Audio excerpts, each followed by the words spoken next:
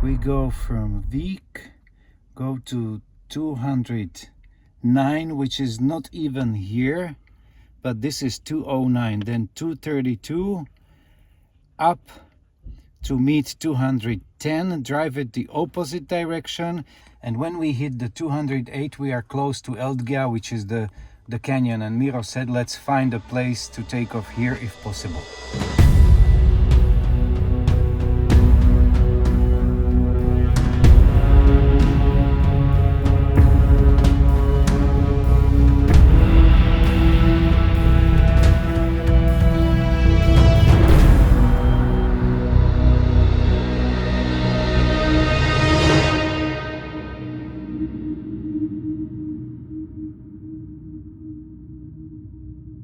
In 1783, Iceland decided to open up and spew copious amounts of lava into this world.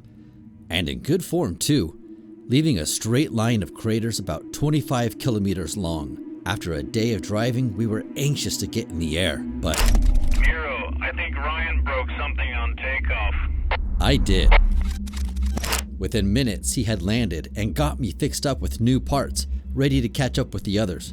A true act of valor. Now, back to the program.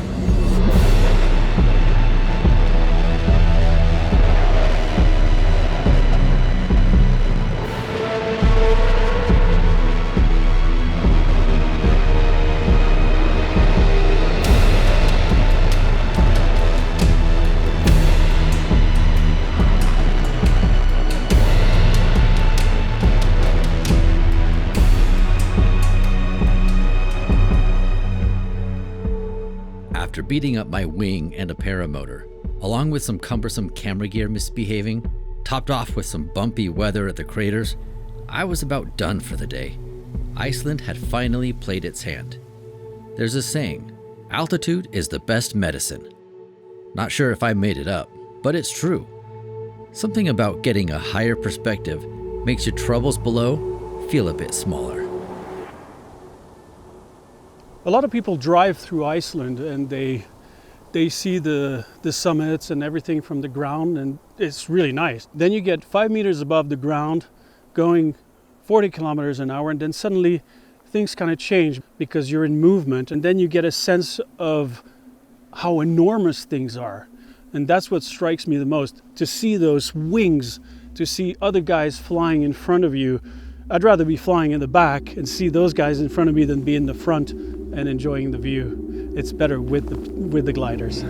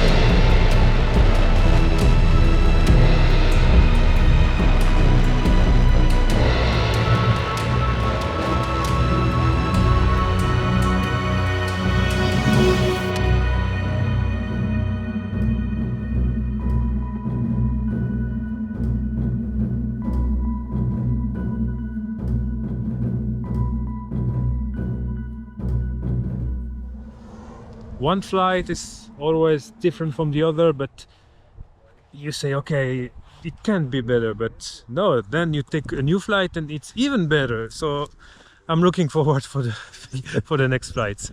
But the next flight can wait. Nothing warms the soul after a chilly flight like a natural hot spring. A mandatory stop to rejuvenate.